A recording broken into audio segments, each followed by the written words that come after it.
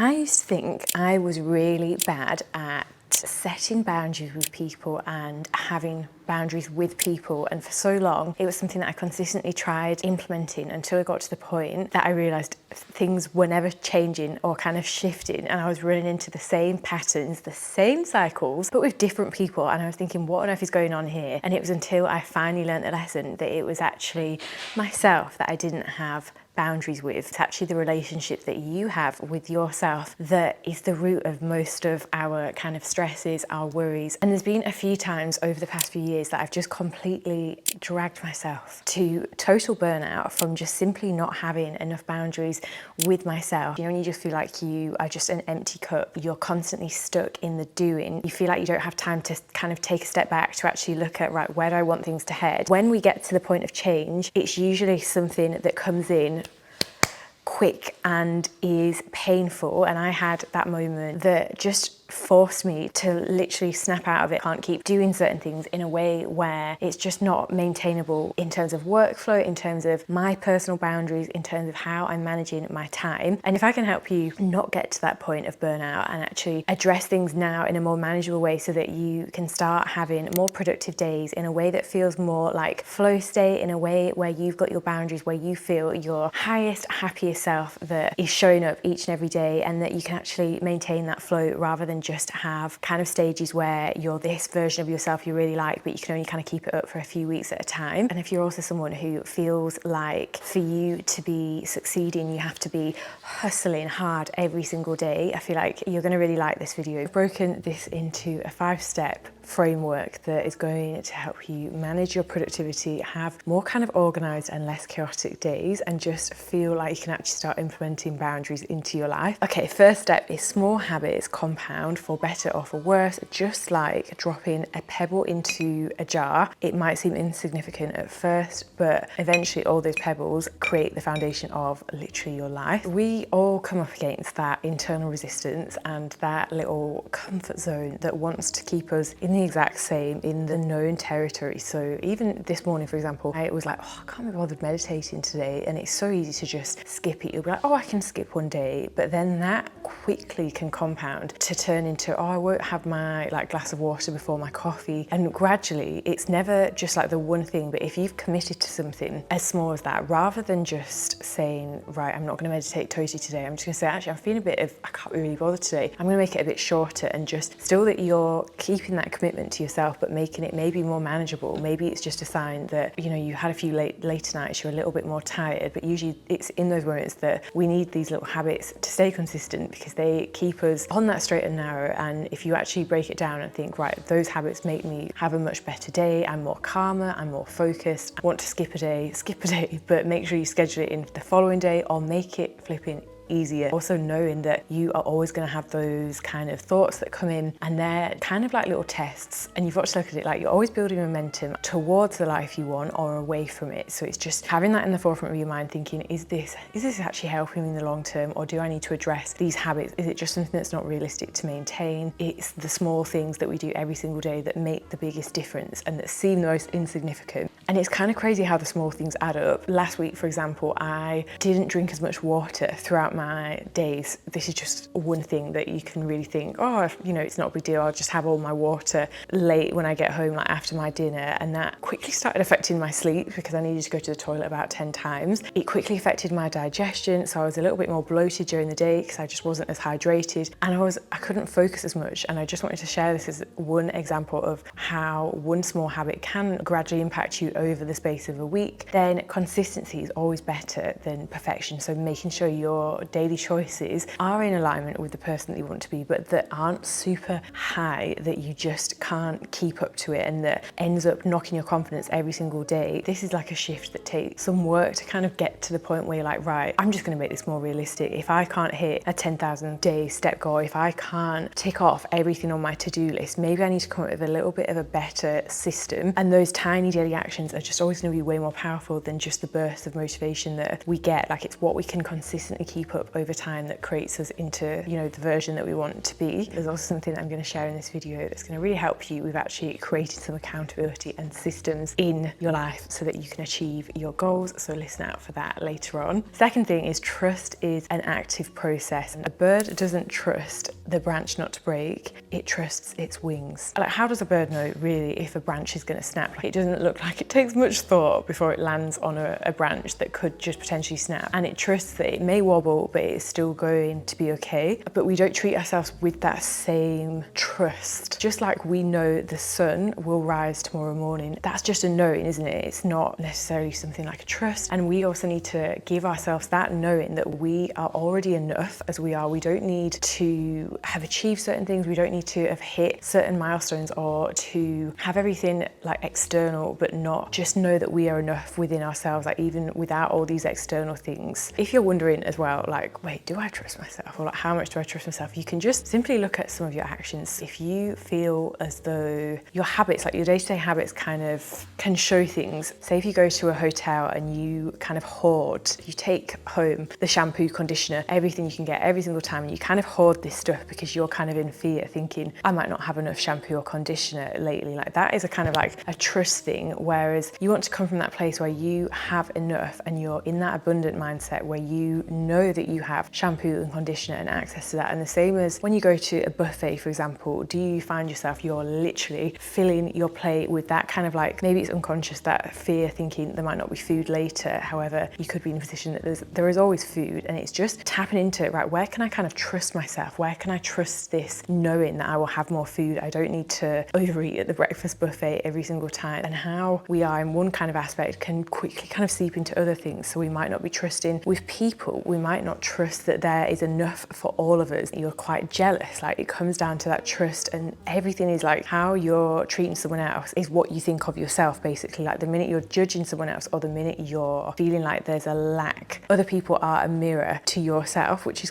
it's a hard one to swallow at times, because there's parts of ourselves that are a bit uglier and that maybe could do with some work and that don't kind of change overnight. But the minute you have that awareness is when you can start to grow. Trust requires like effort at first, just like anything, just like a muscle that you're trying to grow. It's about practicing, getting another rep, also having that awareness. I've struggled with elements of trusting myself and a lack of confidence that I've worked on building over time, and one of my favorite things has been creating my bank of evidence. It can be anything from literally notes in your phone. I use a Notion template and just have my bank of evidence mainly around things that I felt possibly have been like insecurities in the past. If you've had a bit of scarcity come in around like your money mindset, things to do with relationships, friends, and just putting evidence and having something that you can go back on, especially on those days where you're just in your head and you're overthinking things. Taking note of when you've had these knowings but you can't really explain certain things, you know, when you've had that gut feeling and it's been right, like having that in your bank of evidence really helps create that self-confidence that you can trust. If you're constantly finding that when you're with friends or family, you're always asking outside of yourself and asking for other people's opinion and mainly approval, that is like the first kind of pinpoint to be like, right, I want to work on building my confidence. Then putting that into practice in real life situations, not just in your head, but with your family in certain dynamics, and challenging yourself to speak up, to not ask outside of yourself as much as you can, to kind of work on that and strengthen that self-trust, self-confidence. Trust shifts your vibration. The more you trust, the less you operate from fear, the more people respond to your actual confidence. I could say, I've got this recipe ebook, but you might not like it. I don't know if you will. Whereas if I say, I've got the most amazing recipe ebook, I've poured my heart and soul into this, you're going to love it. There are two examples of one speaking with not much confidence and the other speaking with confidence, and you're going to receive that so differently. And it's how can you show up in day to day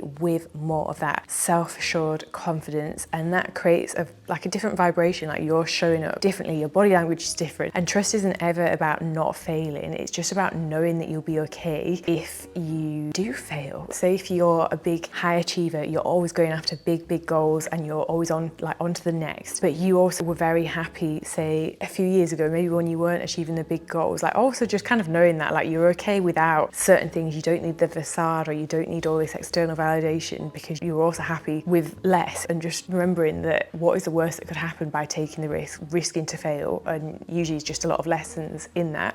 Third thing is discipline is devotion, and I just love that. I love the actual words of discipline is devotion. Discipline isn't about not giving yourself a break, not giving yourself time to just be. It's also being disciplined with the discomfort across different fields. I feel like I've been very much going through a phase of just doing, going after big goals. Sometimes you have seasons of your life where you're just in the doing, you're doing a lot, your output is possibly high, but I don't think it's something that you can sustain year round. And I think there's seasons of our life where we have different stages, and that's the beauty of it. But with discipline, like, I'm having to learn to be disciplined with giving myself time to just be, to be able to sit and read a book and not feel guilty about that. You're going to have more to pour from when you filled your cup, and filling your cup isn't just working 24 hours a day and being behind a screen. It's also interacting with your friends and family, people that you love, people that are totally unrelated to what you're doing. Just imagining like you're speaking to your bestest friend right now, like what advice would you give your bestie right now? And it's usually the one that we're not taking ourselves. It's so easy to kind of tell someone else, and being aware of that and then implementing that. So for me, that has meant implementing a weekly planner. It's not time block time, because I find that I'm not quite at that point yet, but it's scheduling blocks of looser time where I know what time I go to the gym. I have a structure in my day that doesn't feel like I'm confined and that I can actually kind of realistically stick to, but actually scheduling in time for rest and time that my phone goes on do not disturb. And I can't tell you, the first day I did this, it was really uncomfortable, and I felt like, oh my God, I'm gonna lose everything, or like, because I haven't done it for so long, I don't think I've ever done it. The following days I was like, oh my gosh, I feel like I have more time, which is just wild, because sometimes we're always thinking that, oh, I have less time, but if we're always on our phones, always distracted, our attention is always being grabbed, it's really hard to just have stillness in your day to day. In different phases of your life, it can be easier to be disciplined when you're getting the quick kind of dopamine. So say if you are going through a fat loss journey, I feel like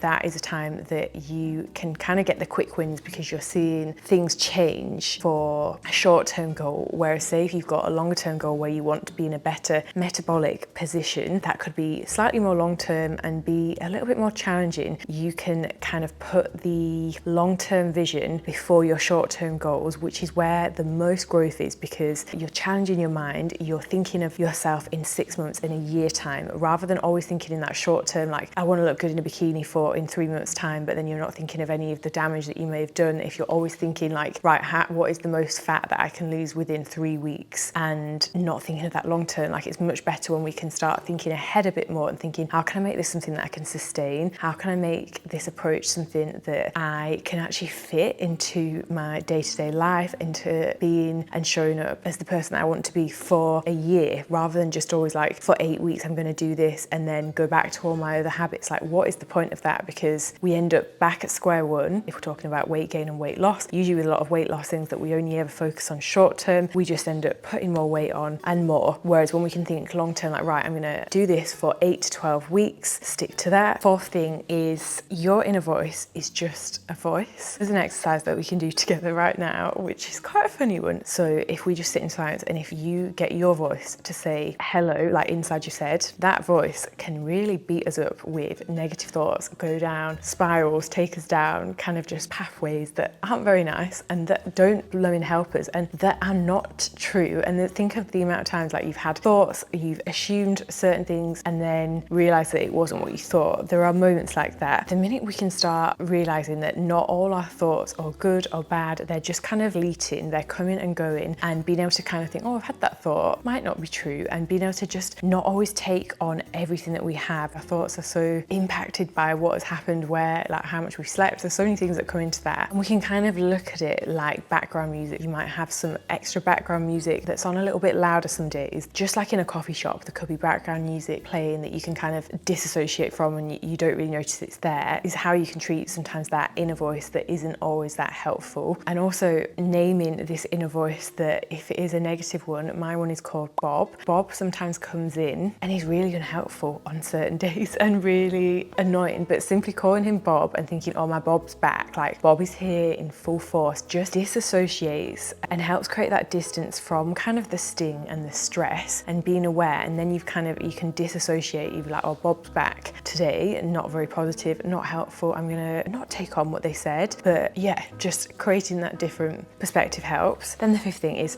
structure fuels creativity and growth. Just like a river would totally spill out everywhere if it didn't have its banks for it to flow with absolute power, we can be really similar to that. So with this one, I feel like structure will probably look different for us all, and it might not be about having rigid time blocked or deadlines, but it's about finding your kind of framework that just feels the best for you so that you can show up in the most relaxed way. You know, sometimes when you feel like you're wearing so many different hats, like you could be you're wearing like a fiance, a wife hat, your work hat, your gym hat, your run club hat, your mum hat. The list goes on, doesn't it? And sometimes you're like, right, how can I just organize things so that I'm not feeling as much of a chaotic mess? And I think sometimes the most stress we feel is when we don't know where we're coming or going and we have literally no kind of organization. So how can you provide yourself with that support? And for me, that has been using tools that we now have, like access, like AI. We have things like Notion templates. Like I love that I can now kind of dump my brain and just put it onto like a back end. So a Notion template, for example, for me, and literally just leave it there. When I feel most chaotic, it's when I've just got stuff like flying around in my head. I feel like I've got post-it notes everywhere. I've got random notes of paper, notes in my phone, and there's no organization. And also having deadlines. This is something that you can put off without a clear goal or without a deadline. It's really hard to have clarity on what it is that you're actually working towards. So having deadlines for things, having times in, scheduling things in your notes that you've got that kind of urgency and you know that you're working towards. This is what changed my life over the past year and a half, when I've set clear goals that I'm working towards, giving myself time frames rather than just like loose goals. And I've been able to enjoy the process a lot more because I'm working towards something. And if you also like having that kind of progress, as in like you like being able to track things, you like being able to measure your growth and see where you're working towards, and you get that buzz, then sensations in your body when you feel like you're working towards something. And this is exactly why I created the Flowness Club, so that you can actually have accountability and be in a community of other women working towards the same goals as you, who are very much like-minded and so supportive. And that's what truly makes a difference between actually achieving your goals and also being given the fundamentals that you actually need to be able to achieve these things that you're setting out to. So I provide you with all of that inside my Flowness Club community, where you can get access to my challenges, my recipes, the actual community itself, the support, the weekly calls, and the daily accountability, which is what really just makes the biggest difference. So you will find all that in the top line of this video's description. A lack of clarity really creates that overwhelm because you don't know what actually matters. So if you're finding that you're procrastinating more or you're just self-sabotaging, it could literally just be that it's not a lack of motivation, it's just a lack of clarity on like what you're actually working towards, and just focusing, what do I actually need to do today, rather than just being in that constant reacting mode, is what is just such a game changer. And it's so easy to end up in that like constant doing cycle and feeling like you're putting in the work all the time but you're not really actually progressing. And it could just be that you're also chasing outdated kind of goals, and it could just be that you need to refine new goals. Say if you had a goal 6 months ago, or if the goal is like currently no goal, just being clear on that. And if you're just battling with a lot of these thoughts, I think this will really, really help. I just wanted to remind you as well that this is such a process, and please be kind to yourself when you are just having these thoughts, going through these kind of motions, because they're not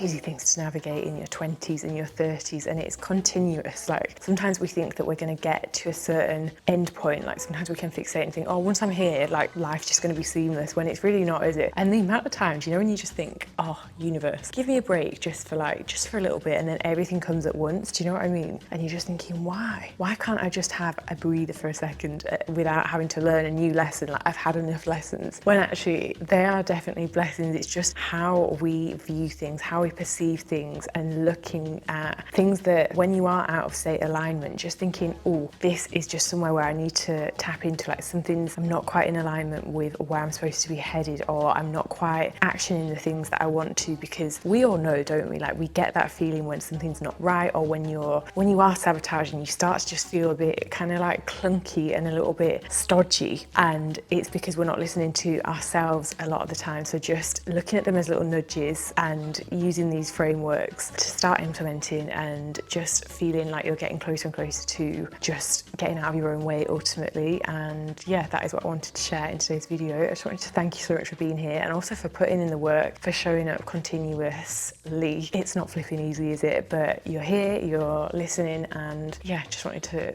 say thank you for being here. I appreciate you so much, and I can't wait to see you in the next video.